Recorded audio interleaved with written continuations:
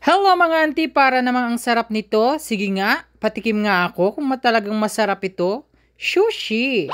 Pero bago yan mga auntie, at ito nga, na-invite nga tayo dito sa ating kaibigan na mag-e-exit na daw. Kaya naman, ito, magpapa-esteraha daw si ante. Yes! At ito nga mga auntie, na-invitahan nga tayo dito sa esteraha. At meron nga pala ditong dalawang magbe-birthday daw ng katrabaho at kaibigan ng ating Auntie RL. Pero syempre, late na nga tayo dito mga auntie.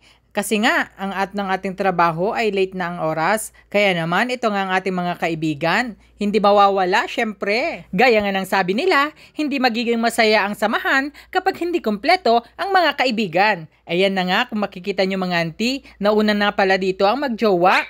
Pero syempre mga auntie, hindi na tayo magpatumpik-tumpik pa. Pupunta na nga tayo dito sa exciting part na kung saan... Yes! Charan! Eto na nga, ang dami nga nilang mga foods mga auntie. Kung mapapansin nyo, kompletong-kompleto, pero bago ang lahat, hindi kami na-inform. At may pa-sushi art pala dito mga auntie. Yari kaya mamaya. Siyempre, ito na nga. At kung saan, nanonood-nood muna nga daw tayo. Siyempre, nahihiya na naman ang tumikim mga auntie nyo. At ito ba lang nakikita nyo mga auntie, ito nga ay isang fresh meat salmon. At kaya nga nang sabi ko, syempre, nahiya muna tayo kasi invited lang tayo dito sa birthday yan. Pero mamaya, syempre, aantayin natin yan. Yes! At ito na nga ang kanyang second na gagawin mga auntie, itong may avocado na sushi. Kaya naman, aabangan ng auntie nyo na kung saan, hindi pwede yan na hindi matitikman. At syempre mga auntie, habang gumagawa si kuya, ay kinukuhanan ko ito ng video. Content na din to, di ba? At habang gumagawa nga si kuya dyan mga auntie, ay laway ng auntie nyo.